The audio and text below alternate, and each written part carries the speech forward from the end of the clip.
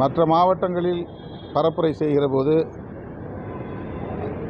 தமிழ்நாடு அரசு என்பது அவருக்கு ஒத்துழைத்தது என்றால், இங்கே ஒத்துழைக்க மறுத்தது யார்? வெறும் செந்தில் பாலாஜி அவர்களை மட்டுமே குற்றவாளி என்று சொல்ல விரும்புகிறாரா? அப்படி என்றால் அவர் என்ன வகையான குற்றத்தை செய்தார்? ஆட்களை ஏவினாரா? கல்லெறிந்தாரா? வன்முறையை தூண்டினாரா? அதனால் போலீஸ் லத்திச்சார்ஜ் நடந்து, துப்பாக்கிச்சூடு நடந்து உயிரிழப்பு ஏற்பட்டதா? இதுதான் அரசியல் நேர்மையற்ற ஒரு கருத்து. அது ஸ்டாம்பீட் அப்படின்னு ஆங்கிலத்தில் சொல்லக்கூடிய ஒரு நெரிசல் சாவுகள். கூட்ட நெரிசலில் இறந்துருக்கிறாங்க. திமுக அரசு மீது பழி போடுவதும் இது மிக மிக ஆபத்தான ஒரு அரசியல். அவருக்கே இது நல்லதல்ல. இது அவர் சுயமாக சிந்தித்து சொன்னதாக நான் பார்க்கல.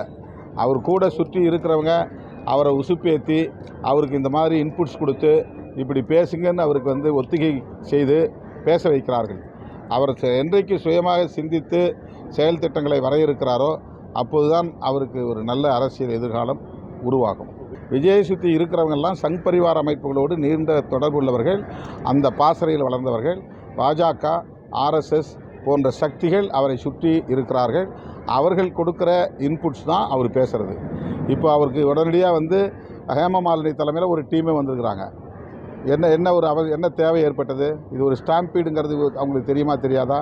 இது என்ன வயலன்ஸா? யாராவது தூண்டி விட்டு இது நடந்ததா? இது எதுக்காக உள்ள நுழையிறாங்க? உடனடியாக அண்ணாமலை போய் பேசுகிறாரு. விஜய் மேலே தப்பு இல்லை, அரசாங்கத்து மேலே தான் தப்புங்கிறாரு. அது யார் இப்போ அப்படி யாராவது பொதுமக்கள் சொன்னாங்களா? இவராக இப்படி ஒரு ஒப்பீனியன் கிரியேட் பண்ணுறாங்க, ஒரு கருத்துருவாக்கம் செய்கிறாங்க. இந்த அரசியல் அவருக்கு எதிராக போய் முடியும்.